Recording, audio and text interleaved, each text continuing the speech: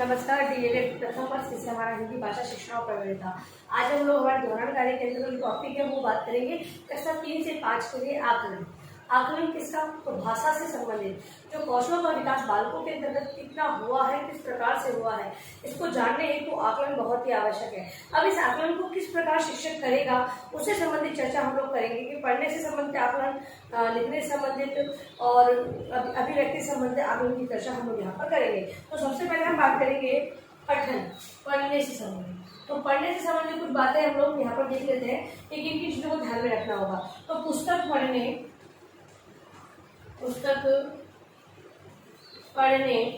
व चुनने का विकास, मतलब कि विद्यार्थी है वो पुस्तक पढ़ने में उसकी रुचि हुई है और किस पुस्तक को पढ़ा जाए ऐसा विकास उसमें हुआ या नहीं हुआ है। दूसरा है चयन में विविधता या पसंदीदा सामग्री। अगली बात कि जो विद्यार्थी है वो उचित जो विषय वस्तु उसका चयन कर रहे हैं या नहीं कर रहे हैं, या चयन में वो विविध चीजों को ध्यान में रख रहे हैं, उस विविधता का उनके जो पसंद है उसको ध्यान में रखकर वो चयन कर पा रहे नहीं कर पा रहे, इस चीज का ध्यान में रखना होता है। फिर है पढ़ते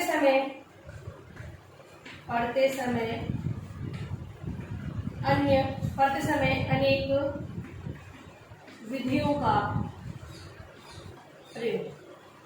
पढ़ने की विधि होती है श्वसन वाचन, मौन वाचन। अब इनको ध्यान में रखकर वो पढ़ रहे हैं नहीं पढ़ रहे हैं, जरूरत हो तो श्वसन वाचन और अगर जरूरत ना है तो मौन वाचन से अपने विषय वस्तु को समझने का प्रयास कर पा रहे नहीं कर पा रहे, ये सारी चीजें इसके अंदर बताई गई है।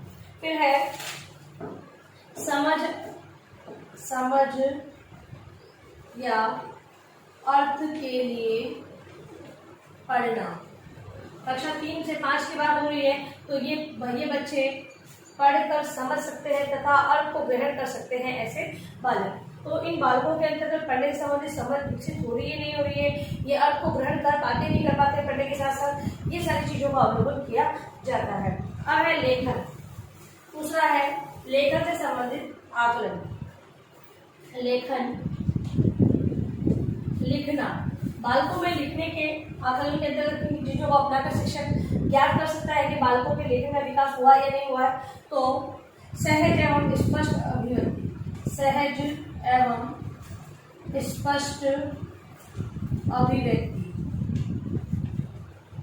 शिक्षक है इस बात का ध्यान रखता है कि बालक सहज रूप से या स्पष्ट रूप से अपने भावों को लिखकर व्यक्त कर पा रहा है या नहीं कर पा रहा है, ऐसी जानकारी इस आकलन में की जाती है।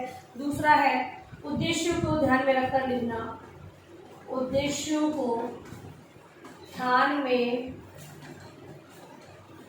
रखकर लिखना।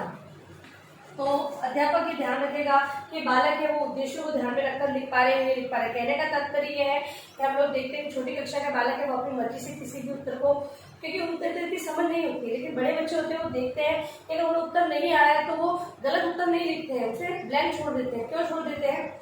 क्योंकि उन्हें पता है कि गलत लिखने से हमारा जो उत्तर है वो गलत हो जाएगा या फिर हमें गलत समझा जाएगा। तो इस प्रकार से वो क्या करते हैं कि उनको नहीं लिखते। तो अध्यापक इस बात को ध्यान रखें कि जिन उद्देश्यों के आधार पर आपने उन्हें लिखने के लिए दिया गया है क्या वो उन उद्देश्यों की पूर्ति करते हुए लिख रहे हैं या नहीं लिख रहे हैं। फिर है लेखन में मौलिकता।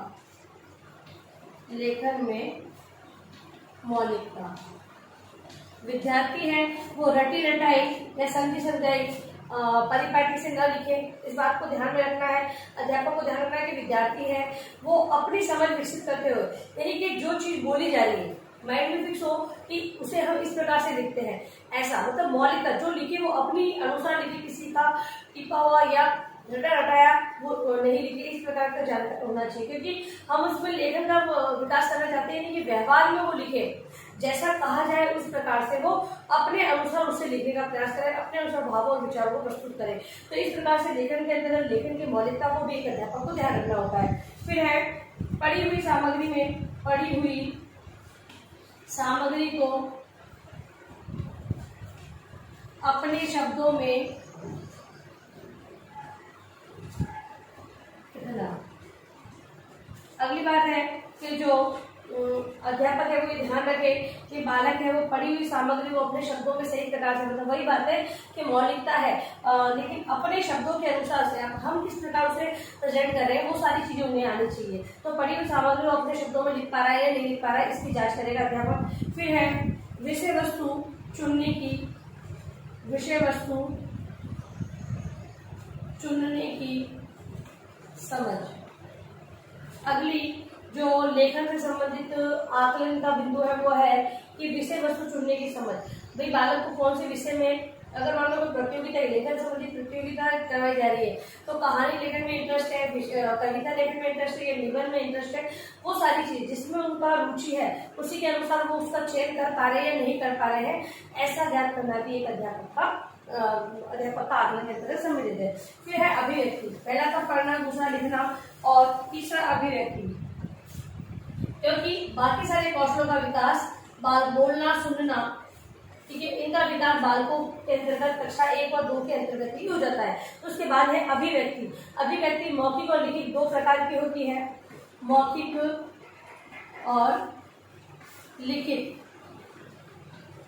ठीक है, दो प्रकार की। कुछ बालक मौखिक रूप में अच्छा व्यक्त करते हैं, कुछ लिखित, और कुछ होते हैं सृजनात्मक, कुछ होते हैं सृजनात्मक, मतलब मौखिक और लिखित दोनों रूप में वो व्यक्त अपने विचारों भावों को व्यक्त करते हैं, ऐसे बालक सृजनात्मक प्रवृत्ति के बालक कहलाते हैं। तो अभिव्यक्ति के अंदर क्या चेक करना होता है, तो उसमें है भाषा की स्पष्टता, भाषा की स्पष्टता। अगर बालक मौखिक रूप से बोल रहा है तो स्पष्ट बोल रहा है नहीं बोल रहा है, लिखित रूप में लिख रहा है तो वो अक्षर है या जो शब्द है वाक्य है वो सही प्रकार से लिख पा रहा है नहीं लिख पा रहा है, ऐसी स्पष्टता को एक अध्यापक को देखना है। वर्तनी संबंधी व्याकरणिक संबंधी कोई त्रुटियां तो नहीं है, स्पष्ट रूप से लिख तो पा रहा है, ये चीज को चेक करना होता है। फिर है सृजनशीलता एवं कल्पनाशीलता, सृजनशीलता एवं कल्पनाशीलता।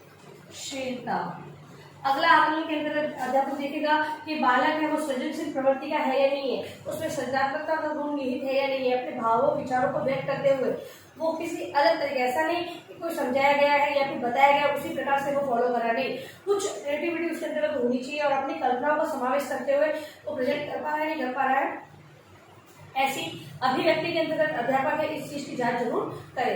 फिर है संदर्भ के अनुरूप, संदर्भ के अनुरूप उचित भाषा प्रयोग। जब बालक अगर मौखिक रूप में व्यक्त कर रहा है तो भाषण को भाषण के तरीके बोले, कहानी को कहानी की तरह के हाव भाव से बोले, अगर नाटक है तो संवादों से युक्त रहेगा तो संवाद को किस प्रकार प्रस्तुत करना है, ये सारी चीजें मौखिक रूप से बालक को आ रही नहीं आ रही है। और लिखित में देखें तो वो लिखित के अंतर्गत भी कहानी को कहानी के तरीके से लिखकर और समझाकर प्रस्तुत करें, तो ये सारी चीजें देखनी होती है। फिर है मौलिकता। मौलिकता के अंतर्गत जो विद्यार्थी है वो अपने में ऐसा नहीं कि किसी, अगर बालक लिख रहा है मान लो तो किसी की राइटिंग को कॉपी कर रहा है कि जैसा उसने लिखा वैसा मैं लिखूं, नहीं, हमें किस प्रकार लिखना है, जिस प्रकार बालक की स्वयं की जो राइटिंग है, जिस प्रकार वो लेखन कार्य करता है उसी प्रकार से लिखना चाहिए। और बोलने के अंतर्गत भी अपने शब्दों, अपने विचारों, अपने भावों को व्यक्त करे वो, न कि किसी की कॉपी करे, तो मौलिकता होनी चाहिए। फिर है तार्किकता। तार्किकता के अंतर्गत जो अध्यापक है वो ये ध्यान रखे कि विद्यार्थी है कोई भी अगर उसे विषय वस्तु दी जा रही है तो उसे संबंधित, अगर सही बोल रहा है तो पक्ष में उसके तर्क होने चाहिए, और अगर गलत बोल रहा है उस चीज को तो उसके विपक्ष में उसके पास तर्क होने चाहिए। तो इस प्रकार की तर्क क्षमता उसमें विकसित हो पाई है या नहीं हो पाई है। तो इस प्रकार से जो बालक है उसके अंदर इन जो अभिव्यक्ति संबंधी जो कौशल होता है, कौशल, उसका विकास को जानने के लिए इन बिंदुओं को ध्यान में रखते हुए एक अध्यापक को आकलन करना चाहिए। अब लिखिए अपना गृह कार्य प्रश्न।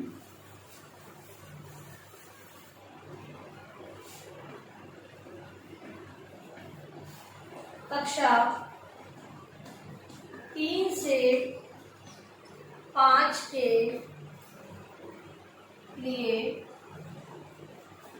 आकलन को समझाइए।